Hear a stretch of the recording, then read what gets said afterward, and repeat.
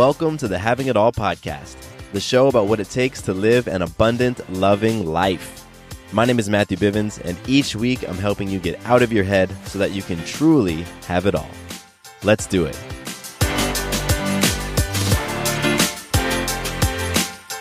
What's up, everybody? Welcome to the podcast. I am super excited that you're here with me today and grateful that you would join me on this journey of having these abundant, loving conversations. And so if this is your first time, welcome.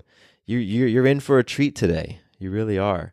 I have a guest with me on the show today. His name is Rob Kandell, and that's all I'm going to say right now because I'm going to give you a little bit more details on him later on. But first, I want to share some magic. I want to share a beautiful, awesome example of influencing myself, others, and life to create something amazing. And so for me, my magic right now is that Sarah and I have been hosting her mom here for the past few days. She arrived this weekend and she's leaving actually tomorrow morning. And it's just been a really beautiful, awesome few days with her. And I am so incredibly blessed to have amazing in-laws that I love tremendously. You know, I know a lot of folks don't have those types of relationship with their in-laws. So, you know, I don't take it for granted that I do. And having Sarah's mom here, you know, and it's just, it's really fantastic. And yesterday I created the opportunity to cook for both Sarah's mom and my mom, who came in to visit as well. And so I got to cook for the moms, and, you know, Sarah was there and Maya was playing with her two grandmothers, and it's just a beautiful scene. And I'm super grateful for all of that. And so that is my magic. And I want to hear your magic. I want to hear what you have been doing to create those magical experiences in your life. Because as we share them, you know, we really start to influence one another. And it's a beautiful thing. So share them with me. Hit me up, mattcbivens@gmail.com, or over on Instagram, Matthew_Bivens, and share with me your magic. So speaking of Instagram, I got some listener love that I want to send out there, show my appreciation for you. And this episode, I want to shout out Jessica from Instagram. And Jessica, I appreciate you reaching out to me and giving me a birthday shout out. That was awesome. My birthday was a couple days ago, and you know, I got a lot of love from people, and Jessica, you were one of them. So thank you so much. I appreciate you. And if you want to connect with me on Instagram, you can, because I'm on there. I hang out on Instagram. I don't post a lot, but I guess I'm a lurker.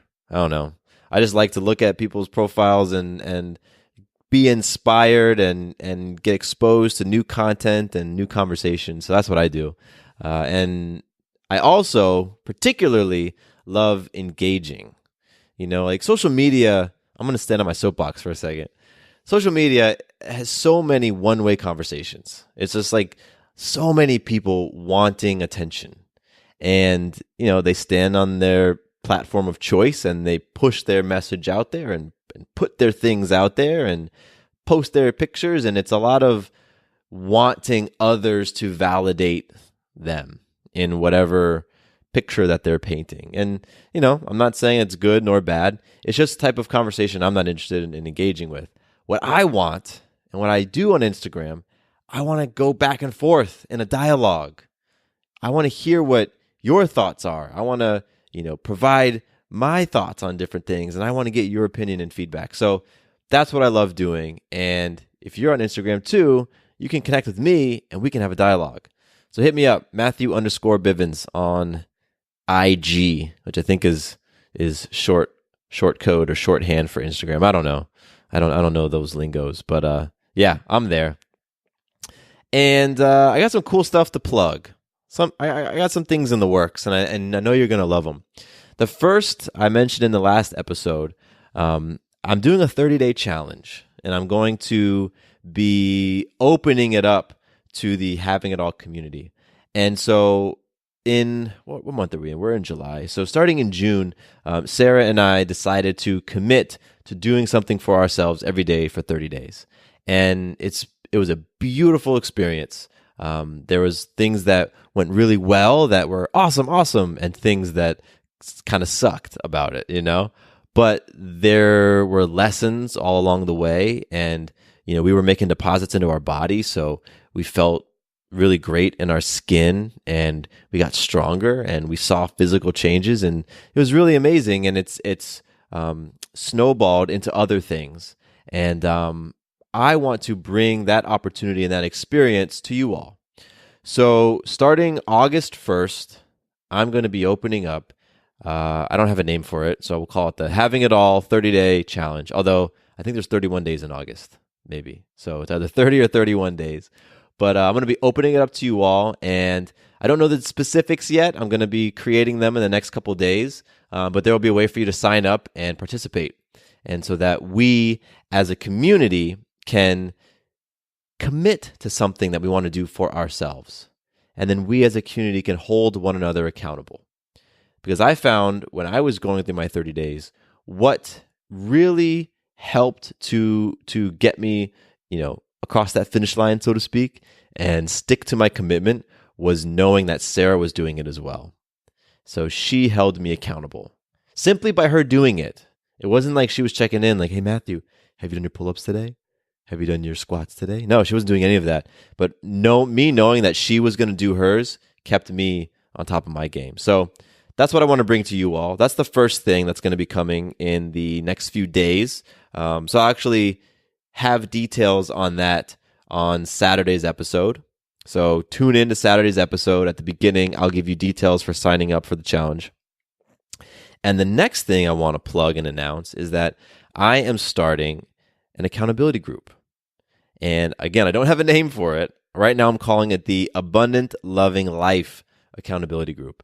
And this is going to be an intimate group of folks who are supporting one another in creating awesome, beautiful, powerful transformations in their lives. And it's going to be a beta group, meaning that we're going to be figuring some things out together. I've done these in the past with more of a business mastermind slant to them.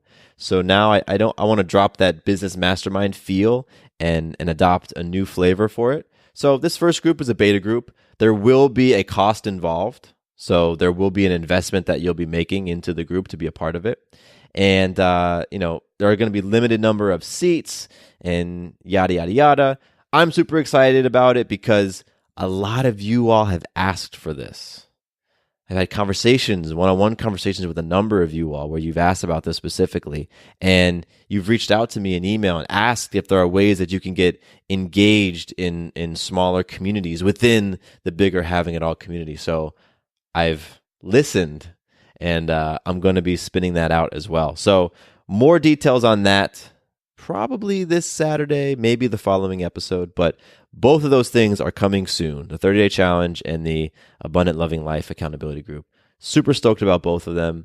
They're really all about continuing these conversations and these transformations that we're talking about on this show and giving you ways to get engaged so that you can be doing things to create a new experience and new results in your life, because that's what we're about. That's what we're about. So I'm excited about both of those things. Stay tuned. All right. Today's conversation is so cool. I've been excited ever since I recorded with Rob. So I'm talking to Rob Kandell, and a few months ago, in an episode that I did with my friend Kyla, we talked about orgasmic meditation. We probably called it OM, O-M. And the episode that Kyla and I were on talking about orgasmic meditation was called Exploring Sexual Energy, What Our Relationship with Sex Reveals About Ourselves, with Kyla Sokol-Ward. So we kind of, I introduced this topic to the show through that episode. And if you don't know what orgasmic meditation is, that's okay, because you will soon, because Rob and I talk about it as well. And I've been practicing it for about 3 years now. And all the while, I knew that there was one person who was the creator of OM. And her name was Nicole Daedone. She has a TED Talk, and I think she's written a book, and she's just very visible in that sexual consciousness conversation. But little did I know that Nicole had a brilliant co-founder working with her they developed orgasmic meditation and their company called One Taste.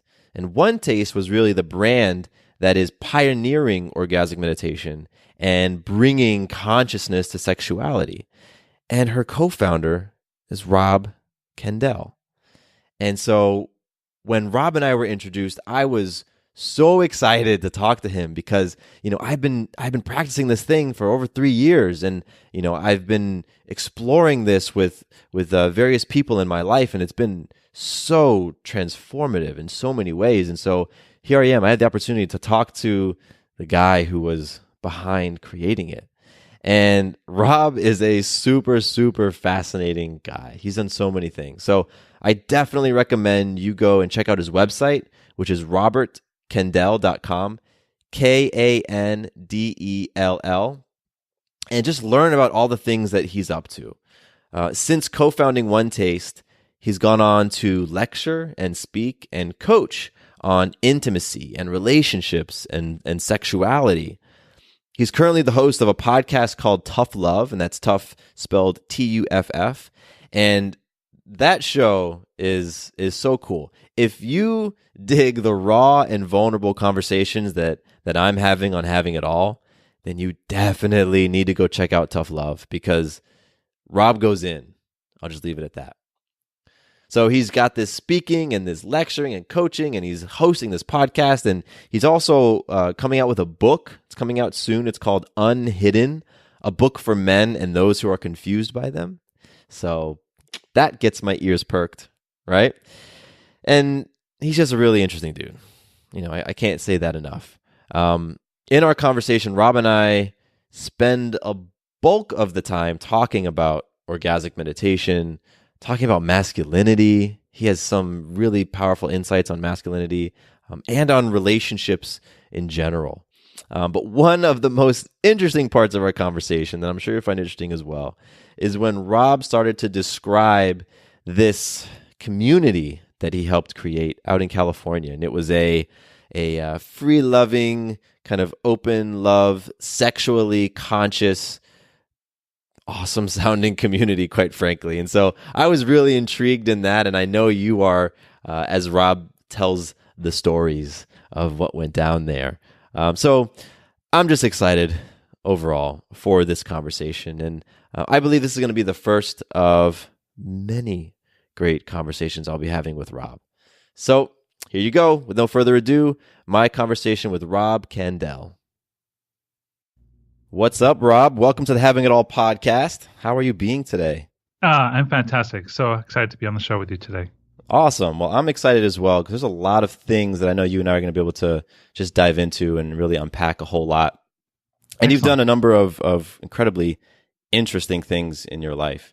And so I want to kick things off by talking about One Taste. Okay. And can you just kind of talk to me a little bit about the founding of One Taste and what One Taste is for those who may not necessarily be familiar? Sure. One Taste goal was to bring the concept of orgasm, deliberate sexuality into the world conversation. It was the brainchild of my business partner, Nicole. She was the brains, I was the brawn. And we became friends in, I think, 1999, December of 1999. Did classes together with other groups and traveled together. And then in the summer of 2013, she said, okay, I think it's ready to start One Taste. And it took, about 6 months to really, get in motion. And we opened in the summer of 2014. And the original idea of One Taste was to make it a destination spot for people to come to learn about orgasm. You'd come to San Francisco, you'd see Ghirardelli Square, you'd walk the Golden Gate Bridge, and you'd come to One Taste to learn about orgasm. That was the first concept when we opened in 2004. And was orgasmic meditation part of that vision back then? Yes. Orgasmic meditation is the reworking of a long history of a stroking, deliberate, or a sexual practice. We had other teachers, so more university in the 60s, the Welcome Consensus in the 80s and the 90s. And what we did is we reworked their technology and took it from a very different perspective. First off, we turned it into a practice. We turned it to a 15-minute practice, partnered.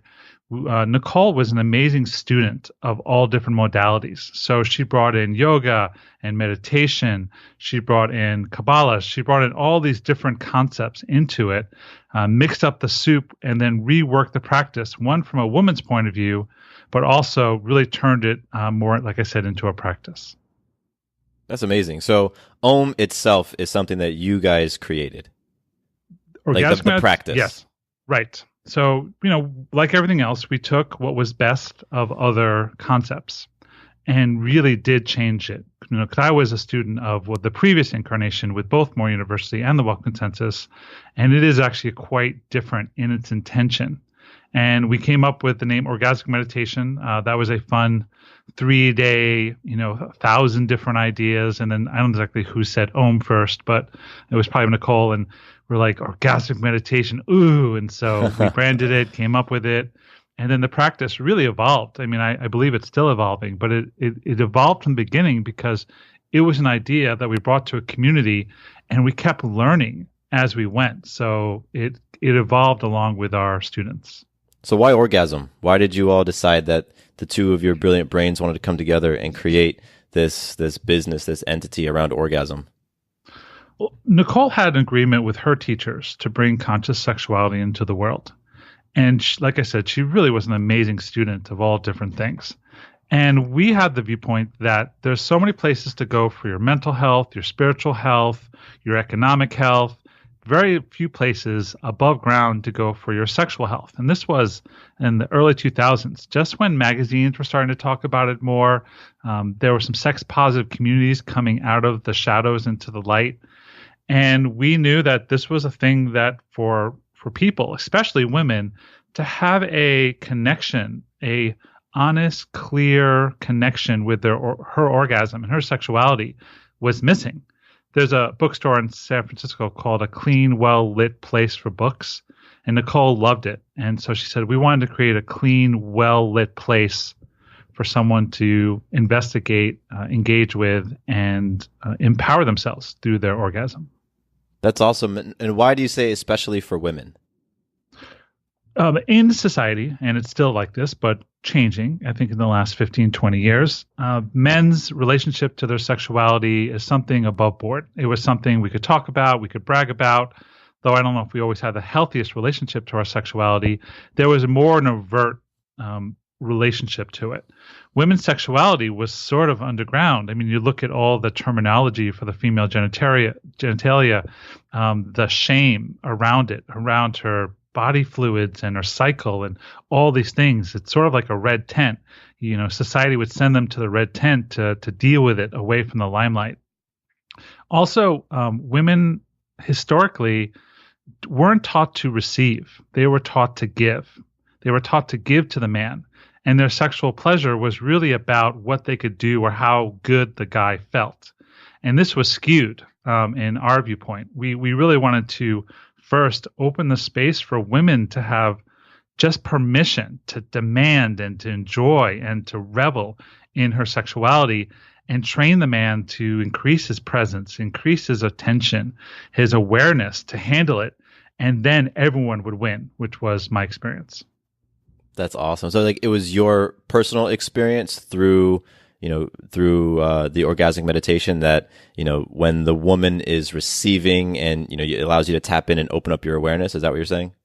Totally. I mean, I'm such a changed man, excuse me, from my 20 years of practice when it came down to it. I described myself as a man who entered into this in 1998, numb and dumb, a really good guy, a smart guy, a sweet guy, but really, really unaware, uneducated about how to relate to women, especially around sexuality and seduction.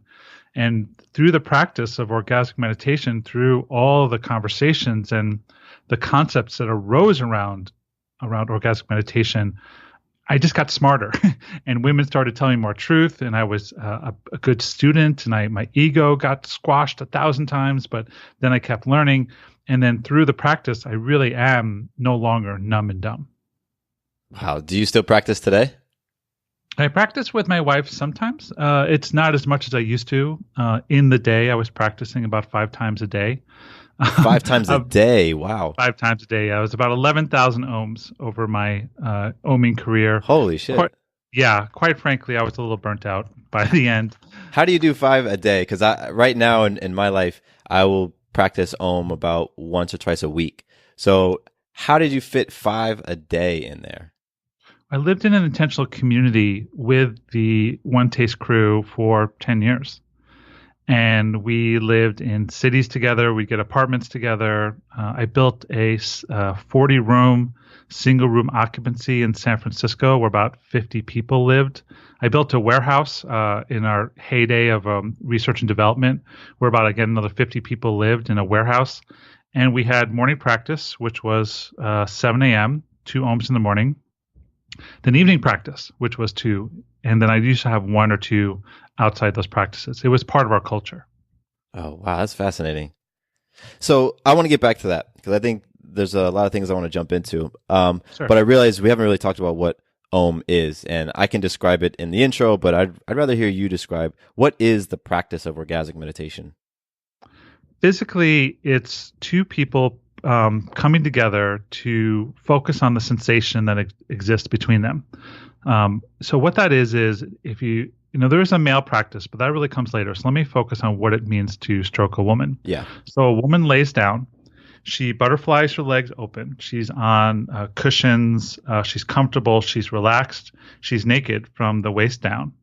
Her stroker, which could be a man or a woman or any gender. I like to always say there's many, many genders, but I'll just say man to make this clear in the description.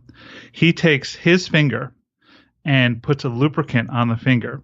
He sits 90 degrees from her hip. So his left leg is above her stomach. Her right leg is below her legs. Her legs are open. So they're both relaxed.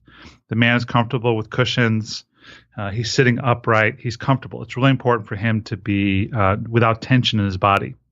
He puts lubricant on his index finger, asks for permission to touch her, then puts his finger down and applies the lube and touches her clitoris in the upper left-hand quadrant and strokes up, down, with varying degrees of pressure, though very light, for 15 minutes. And it's a practice of sensation, feeling where the person's finger feels the most in the upper left or on the clit, slowing down. You can even stop to hold the sensation. There's all different kinds of strokes. During this practice, there's a lot of communication between the 2 people. The woman could ask, would you give me a lighter stroke? Can you move a little to the left? The man may ask, would you like a lighter stroke? Would you like me to move a little to the left? And so it's a lot of communication. There's no goal. There's not like we're trying to achieve what we call climax. There's not an OZs or a commerce-based. I stroke her, she strokes me. It's really 2 people focusing on the most sensation that can get created between the 2 people. 15 minutes completes. He takes a towel and cleans off the lube. They share a frame, a moment of connection or an experience they had together. She puts her pants on, and that's it. You're done. Hearing you describe it, I've been practicing Om myself with various partners for about 3 years, and hearing you describe it kind of put me in a state of awe of really the intimacy that you can experience through Om, and intimacy with your partner, but also with yourself. Will you talk to me a little bit about some of the personal transformations that you have seen within yourself by engaging in this practice, and some of the things that you've seen happen with other people? Sure. I'll speak about myself. Mostly, I walked in with so many ideas about what sexuality and intimacy was. I was a New York Jew born in the 70s and 80s, the Alan Alda, the John Cusack age. And I was just like trying to be nice. I was always trying to like figure out how not to hurt her and how not to be a jerk. And I was like always trying to please her. And in that, all the attention, even though it looked like I was doing it for her, was really on myself and myself looking good and doing it right. And women felt that. And I didn't have a lot of success with women. I had some, but not a lot of success because there was really this underlying trying to make it feel better for women, which women don't want. They want your attention. They want you to feel, but they want you to not they don't want to carry you. They want you to show up in full capacity and full awareness. So that was one. The second was that I was a chauvinist. I was a misogynistic chauvinist. I was a child of the 70s and 80s, and I had all these viewpoints that women were weak and women were lazy. And I wasn't a bad guy. I was just misinformed by my education. And Om really showed me the power and the epic power of women. And the third I'll mention was I learned that I could feel so much. I could feel so much if I took my attention off myself and doing it right and just put my attention outward.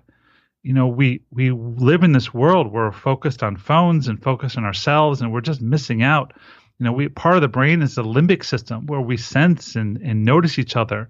We have capacity just to be in someone's presence and feel all their joy or their sadness, who they are. Oming taught me to feel. So I was able to be like, stroke faster, stroke faster, stroke faster. Okay, she's about to go numb. I'm just going to slow down. Oh, it feels good. Okay. And then I'm going to, stroke a little faster to go up on a peak. And then I'm going to slow and lift my finger up. And then all of a sudden, both of us are in total electric bliss. But I had to learn how not to think with my brain, but sense with my body. How did you, like everything you just said is like each one of those are amazing breakthroughs, that any one of those things can send your life down a totally different path in terms of your awareness and how you now operate in the world with your new awareness. Mm-hmm. What do you attribute your openness to? Because there's a lot of people out there who want to have the experiences and would like to make those connections that you just described. Yet there's some blockage going on within them that prevents them from saying, you know what? Fuck it, I'm going to surrender to this thing and I'm going to try this thing, or I'm going to, attempt to do something a little bit different so that they can create the breakthrough.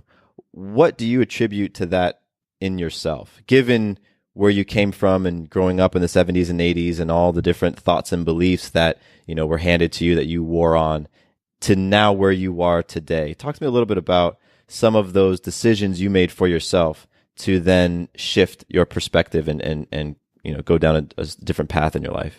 Mm-hmm. Yeah. Well, the first thing is that I had a life-changing moment where I made a total fool of myself. And this is right before the start of my practice. And I can tell you the story if you're interested, but the main point. Okay. So I was in my first workshop with a guy named Erwan Devan, who still teaches in San Francisco. Great guy, Erwan Devan Teachings. And I was 29. I was with my first wife, Carol. And I was my first workshop about anything, and I was a successful yuppie. I worked in IT in a downtown firm, and I had that arrogance and that chauvinism, and I had no clue about it. So I'm sitting in this workshop, and we're doing introductions, first 15 minutes, and I was like second or third to do my introductions. And then it comes to me, and I do my introduction, and I'm speaking, and I'm feeling like I'm killing it. I'm just like, I'm funny and I'm interesting. And then I finish, and I thought everyone would start clapping, and the teacher would say, why don't you come sit up on the couch with me? And instead he said, hey, do you know your wife's crying? And she was sitting right next to me, a foot and a half away, crying, because I was so chauvinistic and I was so unaware. And I had no clue that this person who I called my best friend, that my words were so negatively impacting her. And then the teacher, Erwan, did the worst thing possible. He said, okay, who's next? And I was like, and then like another hour and a half of introductions, and I can't talk to Carol, and I can't explain myself, and blah, blah, blah, blah. And I'm just dying on the inside. But in that moment, I saw I had two choices. Option number one was for me to get up, throw over my shoulder, go back to the cave. Option number two was to be like, all right, I need to understand this part of myself. I want to dedicate myself to truly understand why I'm doing this and why these thoughts in my head and how I'm so unaware of it. And so that day, March 20th, 1999, I can remember the moment. It's one of those moments in your life where you just make a commitment. I made a commitment to fully throw myself in to understand all the things that I didn't understand. And that launched, it's been 20 years and I'm still learning. I'm in my second marriage now to an amazing woman. I'm still learning. I'm still making mistakes. I'm still miscuing in communications and intentions. And I'm lucky to have a partner to reflect back to me. But in that time, I just threw myself into, and I got great teachers and I invested a lot of time and a lot of money. And I got my ass kicked for years. I mean, really a good 7 years until I hit a point of just starting to realize these parts of myself. But in that, my whole life changed, and I learned how to feel, and I learned how to see, and I learned to like myself. That's the most important piece. I was so unaware how little I liked myself, and this practice and learning about myself turned that. So for people interested, you can go at whatever pace feels right to you, but I do think you do need a couple things. One, you need a commitment. Second is you need to create a practice. Third, you need accountability. And fourth, it's 1,000 times easier to have a coach, a teacher, a gender group, a 12-step program, something inside of, something outside of yourself to reflect the shadows you can't see, because without that, it's almost impossible for you to grow. That's amazing. That's amazing. That moment in your life, I can imagine, I can put myself back to a similar moment where like you feel like you are faced with that decision. I can continue the way I'm going, continue to create those same results, or I can go down this scary ass path of going inward and looking at how I'm relating to things and all of that.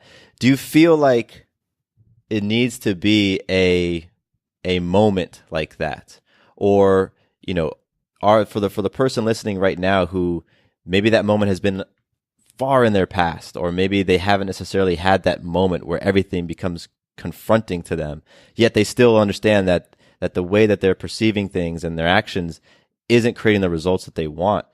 Do you think that it needs to have that breakdown moment in order for them to move forward?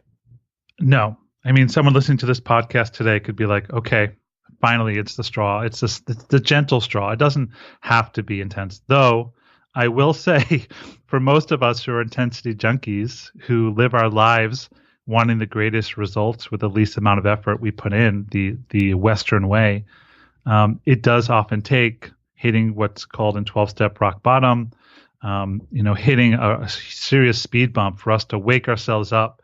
Like the Matrix, when, Neo had to be woken up and to change his reality.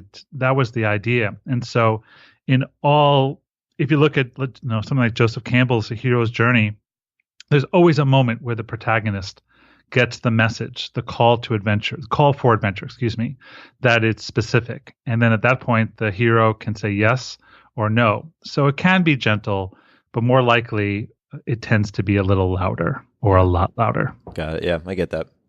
So let's jump back to that community you were describing, because that fascinates the hell out of me. So talk to me. You said you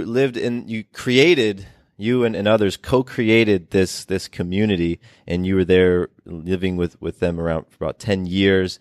And these were the other folks who were a part of One Taste. And were there people outside of One Taste who were in that community? Yeah, it's a long story. I'll give you the highlights. Yeah. So our teachers were the Welcome Consensus and more, among other teachers. I don't want to say they were only teachers. They were pretty impactful teachers, and they lived in communal houses. They believed in the power of communal living, not only to have a practice, but also to have reflection, like I mentioned. So that was our history. And then we met a guy named Ray Vetterline, and Ray Vetterline was God, how do you explain Ray? He was like a mystical 60s acid guy who was the successful like labor negotiator in the 50s and 60s and made millions, and then found his spiritual awakening, and he built communal houses in a town called Brisbane, which was south of San Francisco. He was hooked up with Moore University, and he definitely followed his own path. So we came from Welcome Consensus, and then we found Ray, and then we connected with Ray, and we actually moved into his houses and really joined his community. And Ray was looking for a new wave of players, and Nicole, was definitely the best player he could find. And so from that base of Ray and his community, we built up this, people coming, and we had a center. We actually had a physical location in San Francisco, the Ghirardelli, and then the One Taste Center. And so people just started to come to classes, and we had events, 3 or 4 times a week. And our communal houses just started to get full. And we had 3 communal houses. I think it was a good 35 people in that time. And then we lost a lease on the main house. The landlord didn't like the sex noises coming from our house. It was bugging the neighbors. So he's like, I don't know what's going on there. It feels like there's a bunch of people. You got to go. We're like, okay. So we looked for a replacement house, and we couldn't find it. Then probably like 10 days before we were supposed to move out of our house, we had our center on 7th and Folsom. And then there was a warehouse, was 3 doors down. And that warehouse was a total disgusting pit. It was an old sewing factory. It was grimy and dirty, but it had so much potential. And so what we did is we revamped that broken down warehouse into a communal living experiment. 40 or 50 people for weeks came in and, redid the floors and cleaned and dusted, and we put in showers and we put in bathrooms. It was epic of this communal gathering. And then all of a sudden people wanted to live with us. And so what we had was mattress, curtain, mattress. And you had like 2 feet of hanging space. Like it was total Spartan living. And very quickly we filled up to 50 people living in this space. And it was open sexuality. It was jealousy haven. You lay in bed and hear your partner making out with somebody else and hear their distinct sounds from across the room. People walked around naked, all forms of sexual exploration. It was the best of times. It was the worst of times. It was an intense experience. But what it did was create this incredible bond inside of all of us. And people loved it. It was a pretty amazing way to live. That's incredible. That is incredible. What do you think was maybe you didn't have something as concrete as a mission of that space and that place, but what would you say was, that big reason that you were there that attracted people to it? What was the essence? I think people in society are epically lonely. And I think, where we come from in our history is more communities and more communal aspects. If you look at the history of how people used to live, the turn of the century of the 20th century, people lived very close proximity to their relatives. So you'd have houses with grandparents and kids and running around and neighborhoods, and there was a definitely cohesion. Then what happened was after World War II is the advent of the suburbs. Levittown, Long Island, was the place where they just came up with this new concept of building repetitive track homes. And what's happened since then, especially with the advent of technology, where you can have a whole world sitting on the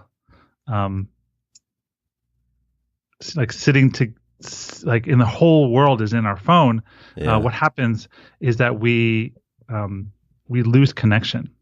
So I think One Taste was really an epic experience of offering people to come together and be community. And people would come either for a night at the center to be around their friends, or they would want to live in intense situations. So it was a mix between the two. No, I get that. Oh, that's amazing.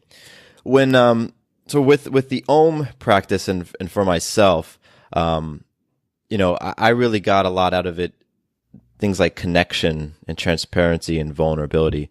And these are things that for me as a man were never easy for me, and like I had to do a lot of just self work to be able to just crack open the facade that I had. So I know masculinity and topics around that are something that you've got some really powerful insights on. How can men, in your opinion, work to remove that facade so that they can become more vulnerable? Okay. I mean, you're speaking my language. That's the book. My book is called Unhidden, a book for men and those confused by them. And it's really about, these masks that we wear to protect ourselves from the elements. I think the concrete steps men can make to break through these facades is to find a group of trust of intimate friends, that could be lovers or that could just be friends, that give you permission and reward you for your truth coming out, which is a rarity in our society. We really don't reward people for telling the truth unless it's an acceptable truth. So the fastest way to do that is to find somehow to create space for all those parts of ourselves that we have shame about, that we don't like and we don't trust, to come out and be rewarded. And that could, like I said, that could be a coach, that could be a gender group, that could be a community. You can find it on Facebook. There are intimate places, though I think it's less powerful than being in person. But find other people who say to you, wow, that part of you is so interesting. Tell me more. I mean, our sexual fetishes and our sexual desires tend to be some of the most interesting parts of ourselves, but we shun it and we hide it. Yeah. And if you want to have the most optimal relationship with your partner, what you should do and what we don't do is say, I want to know everything about you. I want to know every little nuance and tick. And what we do now is we send really strong messages of don't upset me or don't hurt my ego. And the power is really to be in terms of, I want to know all of you. And I imagine that when somebody gets to a point where they're just open to knowing all of themselves or all of their partner, then they can start to explore, to find those communities, find those people that will create the space of trust and will reward them for being honest. But like, what have you seen in your work where somebody's at a 0 in terms of willingness to open up? And we're just trying to get them to a 1 to where they can even entertain some of the ideas that you just said. What have you seen? What do you tell that person? What do you show that person who's at that 0 and they're just none of the above that you've just stated sounds interesting to them at all, because internally it probably sounds confronting as hell and it's the scariest shit they've ever thought of. What do you do with that person in that space? You torture them. In what way?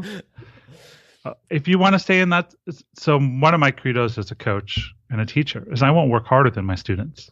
It's not kind for a coach or a teacher to work harder than your students, because at that point you're carrying them. At moments you do, but really over the trend of it. And so if I'm in a person at a 0 who doesn't want to walk to a 1, you just sit in the silence and say, what's the cost of that? What's the benefit of that? What are you getting out of living so concealed? And you sit with them and let them be the one to say, okay, I'm ready to take the next step. Because if I push someone past their comfort zone, that's not appropriate for a coach or a teacher. I can make it attractive. I could tell story after story about the relationships and intimacy and the great sex and the sexual experiences. I can torture them by revealing my experience, but they've got to be the one to take the step. When they say, I'm ready to take the first step, then we find a really tender way to do that. And I often send people to Meetup. Meetup.com, for those who don't know, is a great website where groups of people of all different flavors and kinds say, okay, we're going to meet once a month or once a week. And I say, just go to a meetup. You don't have to talk. You don't have to do anything. Just be around other people. Get off your ass, get off your phone, turn off Netflix, go down to that coffee bar and just sit in a group of people and listen. For those of you who don't have biases against 12-step groups, even if you don't have an addiction, though I think most of us have addictive qualities, go to a 12-step group, sit in the corner, and just listen to their stories of humanity and passion. And you can just feel inspired by their growth and their movements. There's so many options today. And I do think an in-person experience is important because then you can feel them and see them. If not, find something online. But really, just get off your ass, go sit in a room, and just feel the humanity. In that, you'll probably feel more permission for your humanity.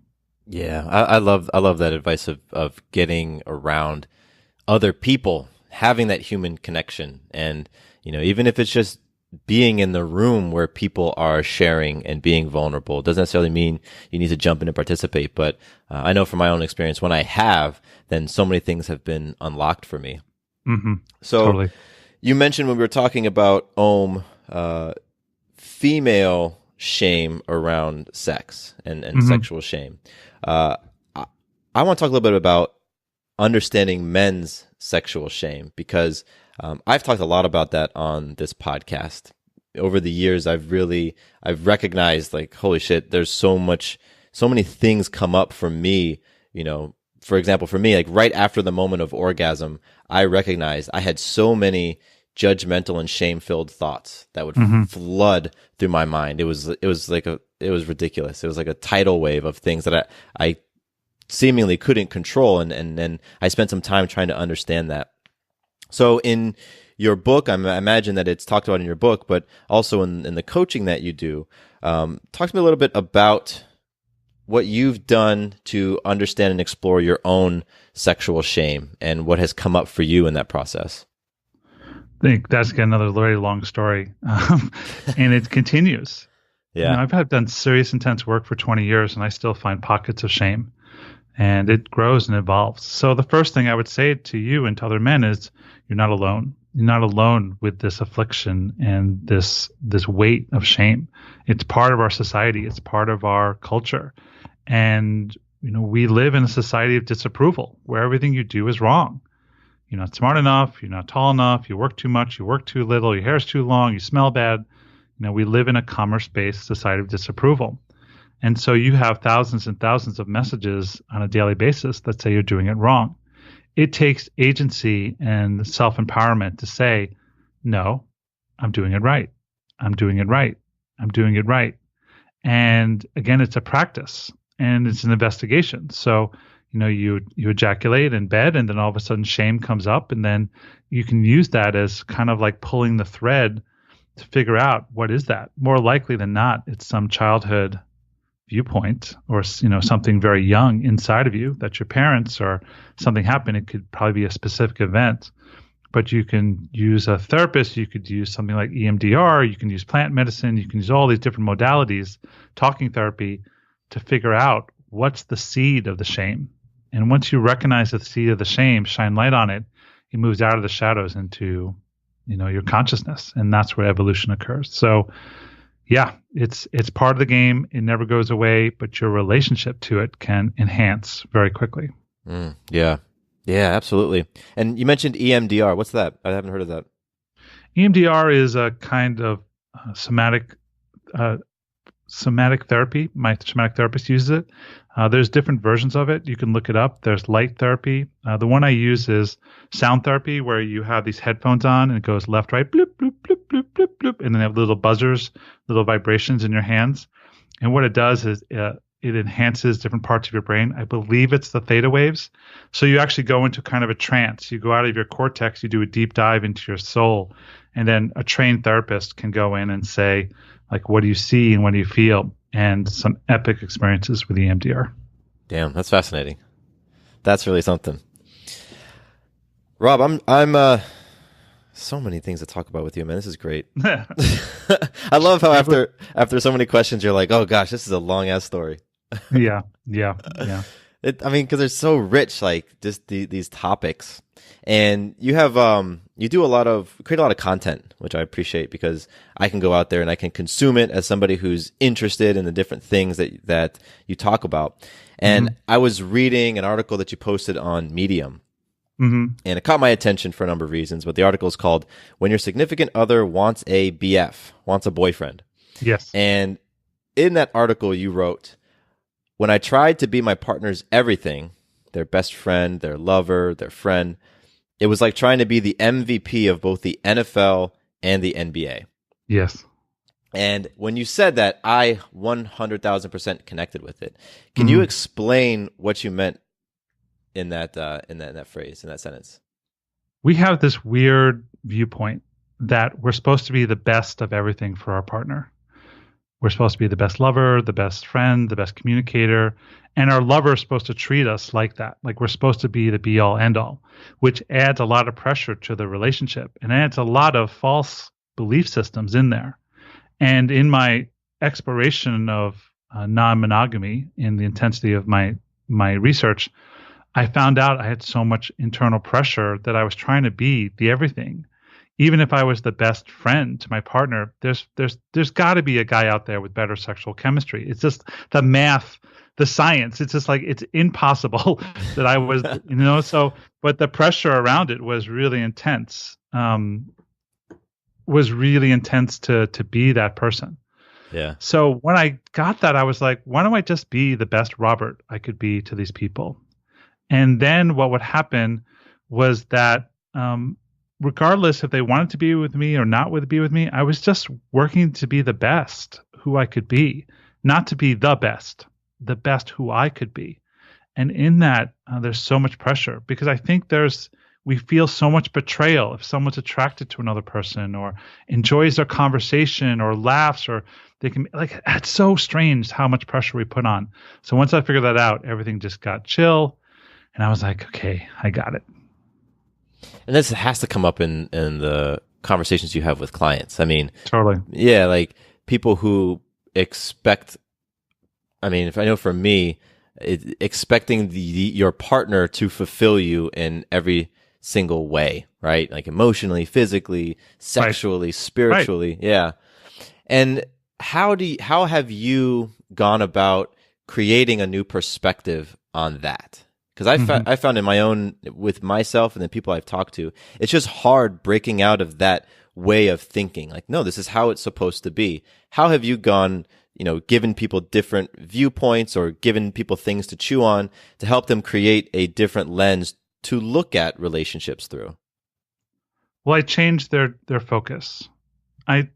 Most people look to relationships to fulfill them. They're looking externally. We're at a society with an addiction to external validation, and Instagram and Facebook likes and all these things have really, added to our addiction. So I teach people, mostly men, the power of self-validation, self-love. And it's like a superpower because when I'm not looking to my wife to make me feel good and I'm doing it myself, one, it removes the dependency. It takes the weight off of her. And then, when her mood fluctuates, which may or may not have anything to do with me, when her mood fluctuates, I'm not dependent on her saying, "You're awesome," because I'm working on my own internal generation of "I'm awesome." And it's illegal to say in society, "Hey, I'm awesome." But that's what's stopping us from really having the self-validation. So I teach people to love and empower themselves first. Any external validation is wonderful. When my wife says nice things about me, it's wonderful. It's the ice cream on top of the fine apple crumble. But I'm not dependent on it. So look internally to build your own self-love, and then look externally. And that'll create the most powerful relationships possible, because I'm not addicted to her providing something for me. I get that. And I like that. And what comes up for me is, I know for me, for a long time, like that idea of self-love wasn't something I connected with masculinity.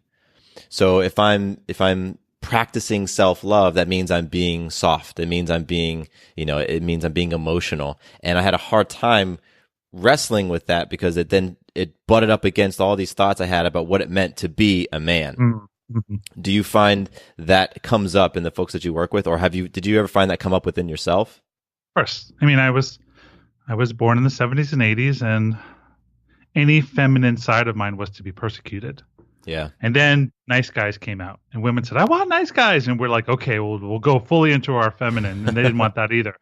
And now they're like, we want you to be a man, but we also want to have feelings. I'm just like, what? And when do I do what? And it's just confusing. It's mayhem. And so what I train people to do is to connect to their feminine side, to use it to find what I call the masculine feminine ratio, the balance between the two, the marriage, and then to learn when to bring out which piece for the optimal effect. So what it comes down to is, self-love is a feminine aspect, and you have to first get off against your bias as a man to say, don't be a pussy or don't be like it's ridiculous. It's the names and the ways we beat ourselves up about connecting to our feminine side, but being connected to our feminine side, not living in our feminine side, but being connected to it is a superpower like anything else. What are some more examples of what it means to connect with the feminine side? You talked about self-love as one, but because I've heard that, and so many guys have heard the feminine side, connect with your feminine side, but what does that actually mean in practice? Here's a good example. So my wife Morgan is a feminine woman. She's masculine when it's dealing with the kids, but really she likes to live in her feminine. And I tend to live more in my masculine, though I have a good connection to my feminine side. What I've learned in relationship with her is when she comes to me with a problem, my tendency is to be masculine and try to fix it. All right, we'll do this, we'll do that. I'll move this thing here and we'll drive here and it'll be done. Click. And then she disconnects. And so I figured out, I was like, what do you need? She's like, well, I really want you just to validate my feelings. Oh, validate the feelings. Right. So instead I'm like, okay, I can understand how that would be hard for you. I can get how much pain that would cause. And I listened to her in my feminine, connecting to her feminine. So she's like talking to a girlfriend, right? But I'm just validating. I'm not trying to fix it. At some point, she's like, well, what do you think we should do? And then I can slowly shift back into my masculine. Well, we could try this or we could try that. But without that feminine connection, she feels dismissed and her feminine doesn't feel heard. And so having the balance and the skill to shift between the two is what's going to add to the most powerful relationship with a multifaceted, powerful woman.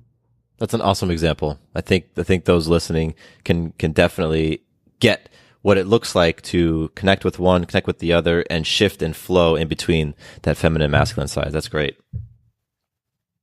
Thank you.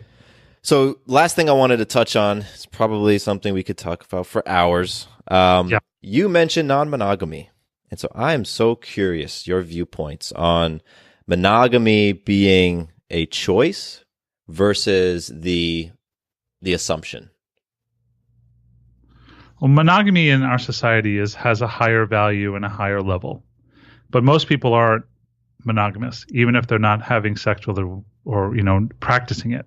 There's different studies out there, but there's about 25 to 35% of people cheat on their relationships, have sexual, and then the level of emotional non-monogamy that's going on, especially with the advent of texting and this interactive.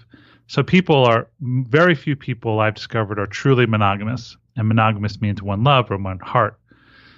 Non-monogamy to me is just the permission to admit to yourself that you have desires outside one relationship. It doesn't mean acting on them. It just means being truthful about it, because most of us lie. Yeah. We're so afraid of our partner finding out that we're attracted to that blonde that we work with because of her self-esteem, blah, blah, blah. And so non-monogamy can be anywhere from, having multiple relationships and being part of a poly family. I mean, there's thousands of different forms. But at the baseline, it's just admitting that you're a multi-interested, fascinating, evolving human being with desires that are changing over time. Then being honest with your partners about it. I had this desire. I had this thought. I wanted to try this thing. I want to go and check out this part.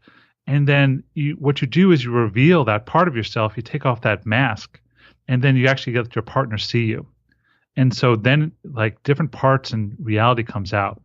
So most people are afraid of non-monogamy. Most people really are non-monogamous. It's just getting in agreement with truly who you are. I love that definition. Yeah, I like the definition because it's just about owning that, piece. You don't have to act on it, but you're Right. you're admitting it. You know, you're shining light on it. You aren't just pushing it into those dark corners, because all sorts of interesting things happen when you take that energy that you're feeling and you just tuck it away somewhere else. That's fascinating. Do you have any podcast episodes, blog posts? I'm sure you have all of that talk about non-monogamy and dive deeper into those topics, into that Definitely. topic in particular.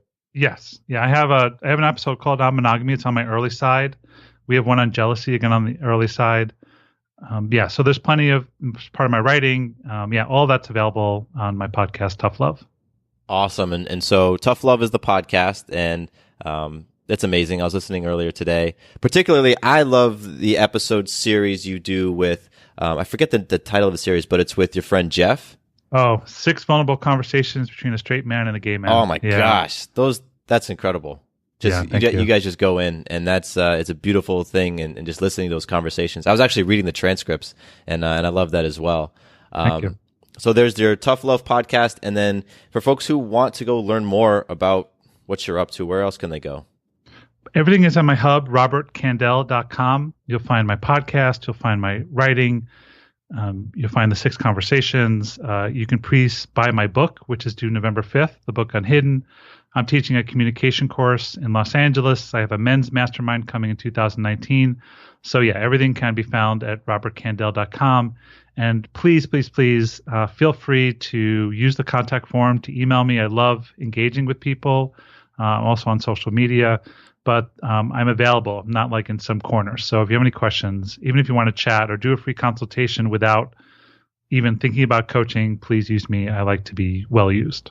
Awesome. Yes. And I'll just, reinforce all of that. Like everything that I've engaged with you through your content has been amazing and eye-opening.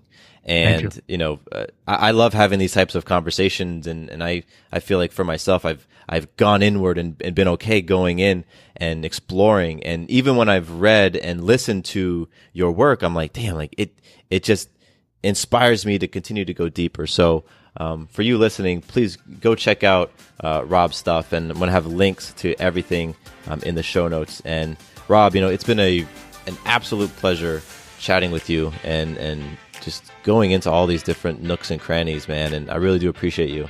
Thank you, Matthew. Thank you so much for having me on.